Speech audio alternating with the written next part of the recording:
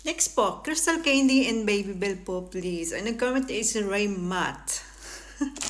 Ito yung ating homemade na Crystal Candy. Ako lang gumawa nito. Proud na proud siya talaga. Ayan. Tapos ito yung ating Baby Bell.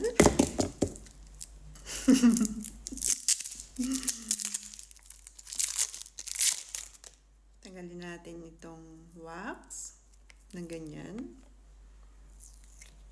Yan. Kapag medyo yung panahon dito sa Germany ay medyo kulay gray, bumababa yung energy ko. Pero kapag yung sobrang init, naku yung energy ko nasa taas. Pati pagsalita ko mabilis din. Cheers sa'yo, Raymat.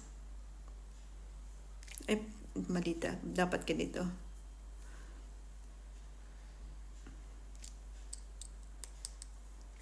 Di ba ganun?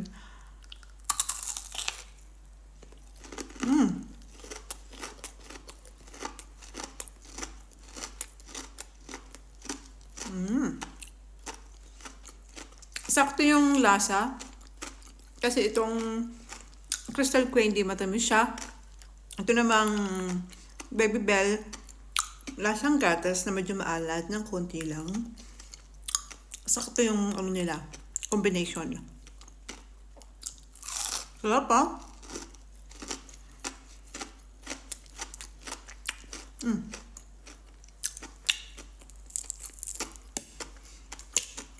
Yung labas ng Crystal Candy, crunchy, yung loob niya, ang lambot, jelly pa siya.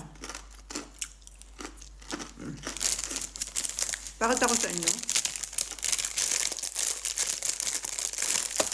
Itong labas,